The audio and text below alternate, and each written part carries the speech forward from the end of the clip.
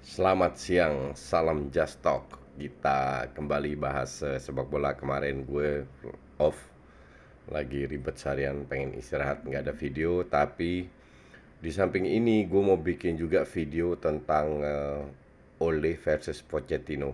Siapa yang terbaik buat MU. Tapi kalau nggak hari Sabtu, hari Minggu gue bikin. Lihat lihat jadwal gue yang Sabtu cukup padat.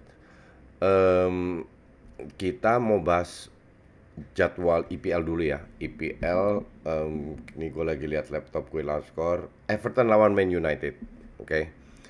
Ini untuk semua fans non Man United kan berharap MU kehilangan poin lagi. Sementara untuk fans MU deg-degan semua.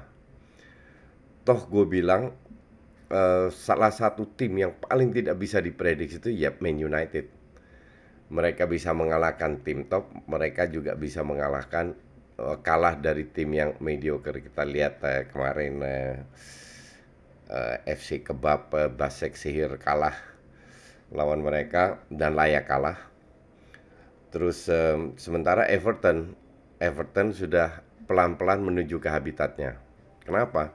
Ini ada hal yang sama di Everton dan Man United. Kalau gue bilang dua-dua pelatihnya old school nggak ada salahnya juga sih dengan old school kalau lu punya kualitas pemain yang memadai. Eh, ha- di Everton James jadi apa namanya pemain penting distributor bola. Di MU ada Bruno Fernandes ya. Tapi kita juga tahu Bruno Fernandes ini, gue lihat musim ini tuh mungkin baru satu dua match main bagus. Jadi sangat tidak konsisten dan bukan dia doang.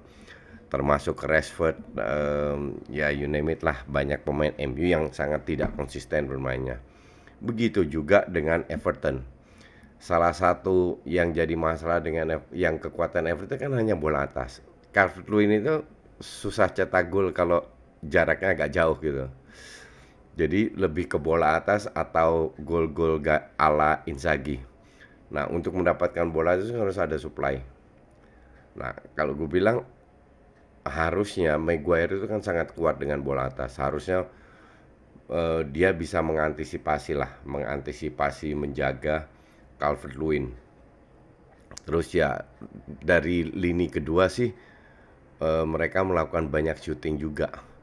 Jadi untuk gue kedua tim ini yang lagi menurun, dua-duanya lagi menurun, dua-dua lagi mendapatkan performanya kembali. Tapi kalau dari sisi kualitas sih gue bilang MU ya, MU gue tetap unggulkan MU. Mereka nggak butuh peluang banyak untuk mungkin mereka nggak bermain bagus, tapi nggak butuh peluang banyak untuk bisa cetak gol. Pemain kan sangat tidak konsisten, sudah dua match lah bermain jelek dan layak kalah. Dan harusnya pemain MU itu bisa memotivasi diri sendiri untuk kembali meraih kemenangan atau at least jangan kalah lah seri. Jadi untuk gue sih gue sedikit unggulkan MU. Oke. Terus kita ke besok ya Crystal Palace Leeds, nggak seru. Kita ke besoknya itu ada Chelsea Sheffield. Chelsea ini ketemu tim yang bermain oportunis, sangat banyak bola-bola atas. Dan sekali-sekali kalau mereka mereka keluar itu cukup membahayakan. Nah, Chelsea seharusnya ya, bukan karena main di kandang, karena nggak ada penonton juga. Seharusnya mereka bisa meneruskan peak performance mereka. Tidak hanya di Champions League, tapi juga di kandang sendiri. Hanya tidak adanya Pulisic dan Havertz. Gue bertanya, ini yang jadi masalah dengan Lampard, gue selalu bilang kan, siapa lagi yang dia mau pasang? Kalau gue bilang sih nggak bisa diremehkan match ini karena ini tim kecil main nothing tulus. Jadi 3 poin is a must. Maka dari itu kalau gue sih gue akan menempatkan uh,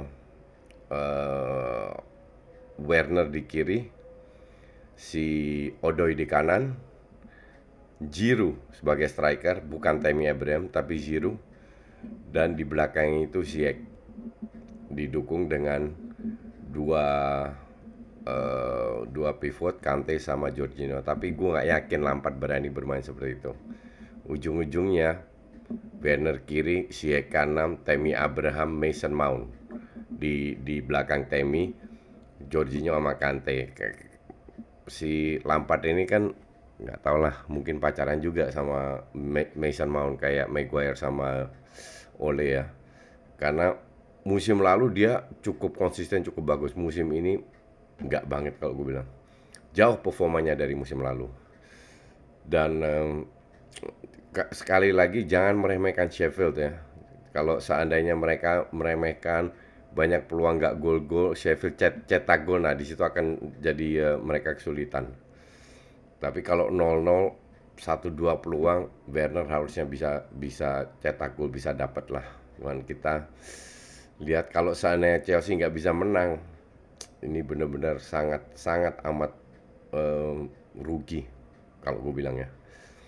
Terus sebenarnya yang menarik itu Leicester sama Wolves. Wolves ini kan nggak, sebenarnya nggak menarik. Dua-dua ini kan suka parkir bis ya. Jadi yang seru itu kalau salah satu dari dua tim itu kebobolan duluan, baru kita melihat match yang seru. Tapi kalau seandainya dua-dua main aman ya skip lah. West Ham Fulham enggak, WBA Spurs enggak banget. Terus Arsenal, sebelum kita ke City, kita bahas Arsenal dulu. Arsenal Aston Villa. Aston Villa sudah 2 kali kalah, kembali ke habitatnya. Mereka sekarang berusaha untuk bangkit lagi. Sementara Arsenal, yang gue mau lihat dari Arsenal adalah kemungkinan besar main 3-4-3 lagi, kayak lawan MU.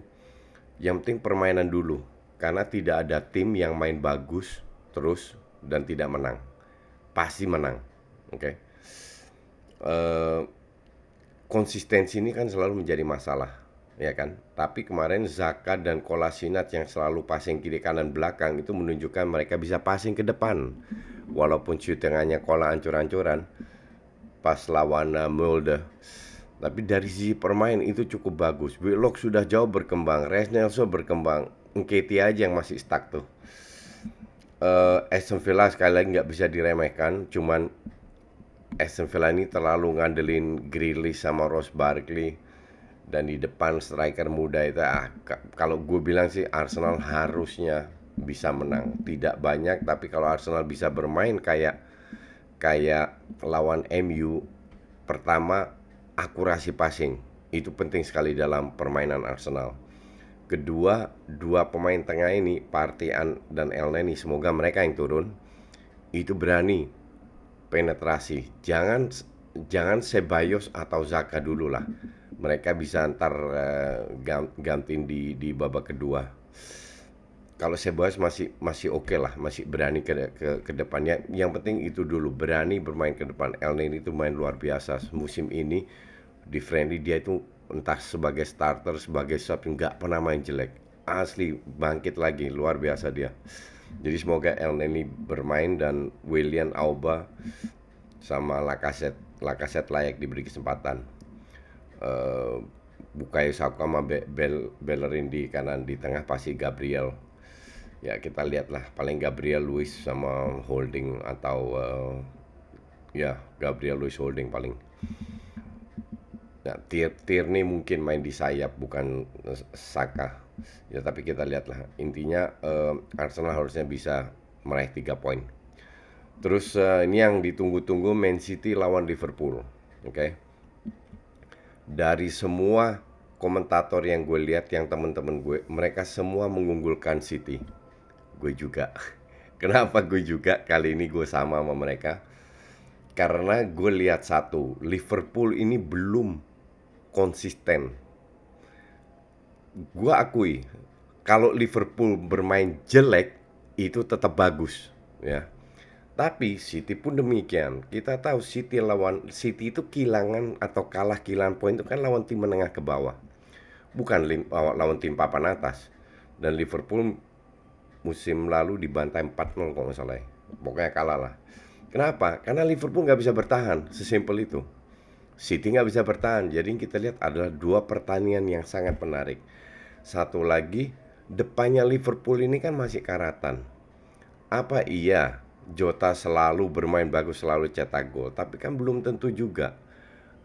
Dan nggak ada Van Dijk. Gue nggak tahu Fabinho udah balik atau enggak. Joe Gomez dengan Williams atau siapa tuh pemain muda lawan eh, lawan Sterling nggak yakin gue, atau lawan Mahrez atau Bernardo Silva, karena si Aguero kemungkinan besar nggak main ya.